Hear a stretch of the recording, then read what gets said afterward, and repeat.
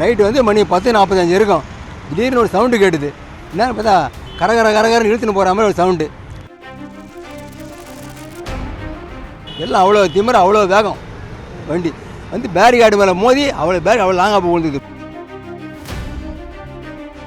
Petrol வயிறு எரியும். இவங்க பாட்டுன்னு நிம்மதியாக போயிடுறாங்க. இளமையான வயசு, ஒன்றும் பண்ண சொல்ல முடியாது.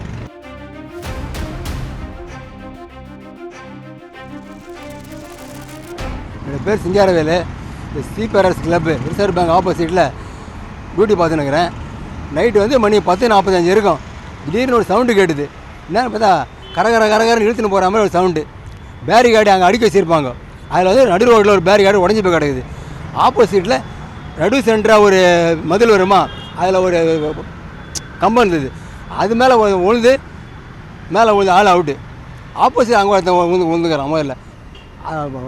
அப்புறம் கேள்விப்பட்டேன், என்னென்னு பார்த்தா வந்து ரேஸில் போயிடறாங்களாம் பசங்க. எத்தனை வண்டின்னு தெரியல.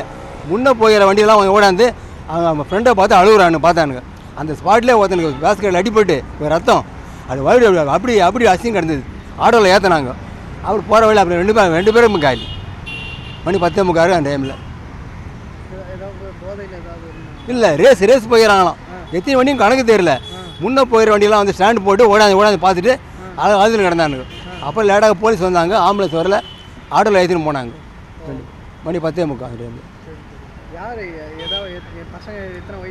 25 வயசுக்குள்ளே இருக்கும். மேரேஜ் ஆக பசங்க நம்பிக்கை எனக்கு இது. எல்லாம் அவ்வளோ திமிர, அவ்வளோ வேகம் வண்டி வந்து பேரிகார்டு மேலே மோதி அவ்வளோ லாங்காக போய் விழுந்துது. பேரி நீ பார்த்துருப்பீங்களே, உடஞ்சி போய் கிடக்குது. அந்த இதில் அதுக்கு நடு சென்டர் அந்த பக்கம் தான் வந்து நடுவு மதில் ஒரு நீட்டு கம்பம் இருக்கும். அந்த கம்பம் உடஞ்சி அவன் மேலே விழுந்து கிடக்குது. அது தள்ளி அப்போ அந்த பக்கமாக வந்து அங்கே ஒரு ஆள் விழுந்துருக்காங்க. முன்னே போனவங்க தீமை வந்து பார்த்துக்கிறாங்க. வேடிக்கை அவங்க ஃப்ரெண்டுங்கெல்லாம் பார்த்துக்கிறாங்க.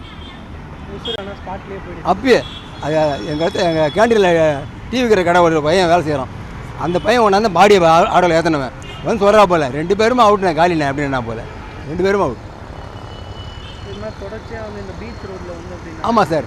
இப்போ போன வாரம் பார்த்தீங்கன்னாக்கா இந்த ஒரு ஹெல்மெட் போடுற ஒருத்தர் சப்வேல இறங்கி அப்படி மேலே ஏறும்போது சென்டர் 2 ரோடு ஒன்று கொடுத்து இல்லையா, ஹைகோர்ட் பஸ்ஸெல்லாம் வருமே, அங்கே போலீஸ் பூத்து இருக்கும்.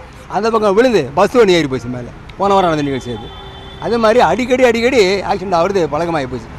நான் வந்து ஒரு 1.5 மாதம் தான் அங்கே வேலை பார்த்துன்னுக்கிறேன் நான். ஆனால் அங்கே ஏற்கனவே ஒர்க் பண்ணவங்க சொல்லிக்கிறாங்க அடிக்கடி எவ்வளோ ஆக்சிடென்ட் பக்கம் ஆகிக்குது. அந்த பாதை சரியில்லை. இப்போ நானே சைக்கிளில் வரேன், அண்டர் இறங்கி போகும்போது கடை உதிருது. இன்னும் பஸ் வந்தால் பயமாகுது.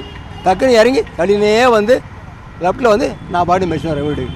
அதோட மோசமாக பயமாகுது போகிறது. பசங்களுக்கு ஏதோ அறிவுரை மாதிரி இந்த மாதிரி பைக் ரேஸ் அந்த மாதிரி ஈடுபடுறாங்க.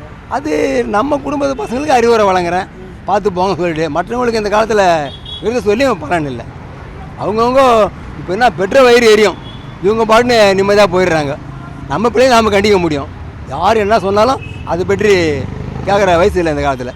இளமையான வயசு, ஒன்றும் பண்ண சொல்ல முடியாது. செய்திகளை உடனுக்குடன் தெரிந்து கொள்ள உடனே சப்ஸ்கிரைப் பண்ணுங்க.